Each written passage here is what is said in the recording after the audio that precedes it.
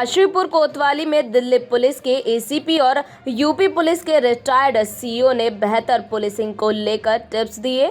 वहीं कोतवाली में एएसपी की मौजूदगी में दोनों अधिकारियों के साथ बैठक की गई। इस दौरान दोनों अधिकारियों ने संदिग्धों को रोको टोको पुलिसिंग को बेहतर बताया। आपको बता दें, रविवार को दिल्ली पुलिस के एसीपी राजपाल डबास व यूपी पुलिस के रिटायर्ड सीईओ विनोद सिरोही कोतवाली पहुंचे, जहां उन्होंने पुलिस कर्मियों को बेहतर पुलिसिंग को लेकर टिप्स दिए। वहीं अधिकारियों ने संदिग्धों को रोको टोको पुलिसिंग को बेहतर बताया।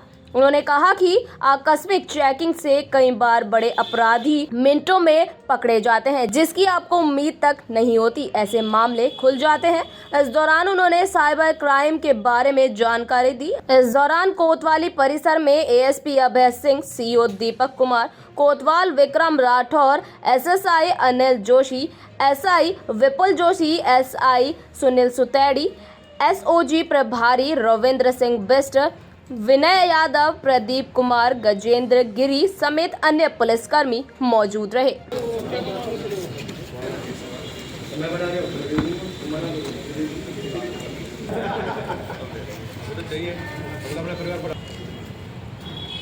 पुलिसकर्मी हजारों की संख्या में थाने और बहुत सारी एजेंसियां जो होती हैं पुलिस को कोऑर्डिनेट करती हैं, जिनसे पुलिस जुड़ी रहती है और उनको जोड़ करके आप लोग भी कई बार ताजुब करते हैं कि साहब कैसे पकड़ लिया।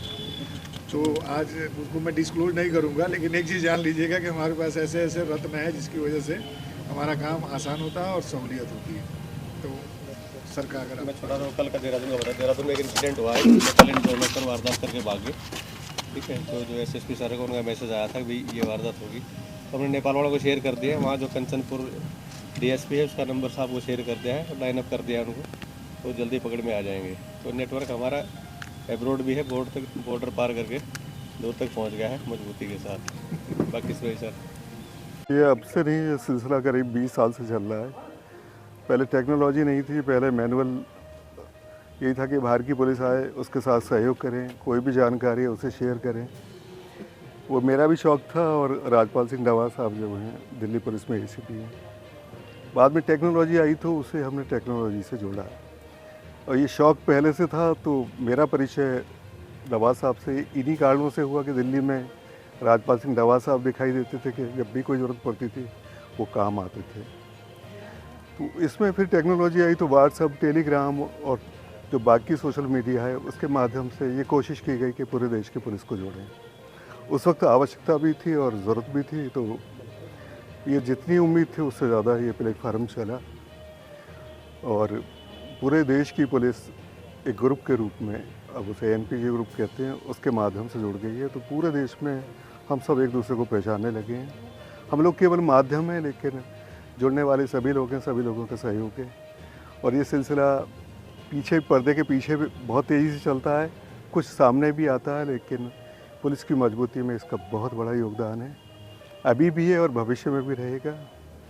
और चूँकि जुड़े रहे हैं, मेरा तो सेवानिवृत्त में हो गया हूँ, अभी साहब की सर्विस है और दिल्ली पुलिस में एसीपी हैं, लेकिन जो शौक़ है वो शौक़ ही नहीं है बल्कि ज़िम्मेदारी भी है, जो अनुभव किए और लगता है कि कोई ना कोई माध्यम होना चाहिए इन चीज़ों को बढ़ाने वाला। तो वो ज़िम्मेदारी जब तक आगे और लोगों पर पूरी तरह नहीं पहुंचेगी तब तक हम निभाने की कोशिश।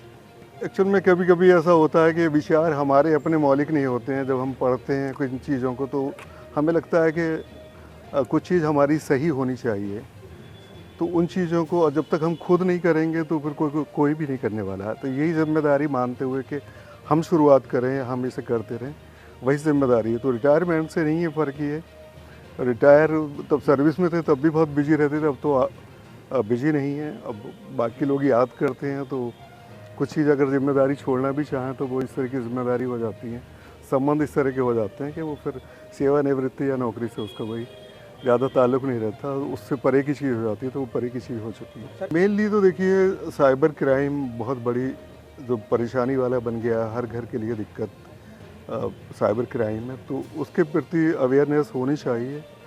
और वो फर्स्ट नंबर तो मैं समझ रहा हूँ इस वक्त में और आने वाले भविष्य में साइबर क्राइम है। तो उससे संबंधित, उसे कम शब्दों में तो नहीं, उसमें इतनी सारी चीज़ें हैं कि कम शब्दों में मैं नहीं बता सकता, लेकिन उसके प्रति जो है जागृत रहना चाहिए। और कुछ भी आप एक्टिविटीज़ करते हैं अपने फ़ोन पे या कोई भी आपकी डिवाइस इंटरनेट वाली या कोई सर्विस आप इस्तेमाल करते हैं तो उसमें सजग रहें। और इस मैसेज को जो शिक्षित लोग हैं उन्हें, जो ऐसे लोग हैं जो उसे पीड़ित हो सकते हैं, उसके विक्टिम हो सकते हैं, तो उन लोगों में जागृति फैलाएं।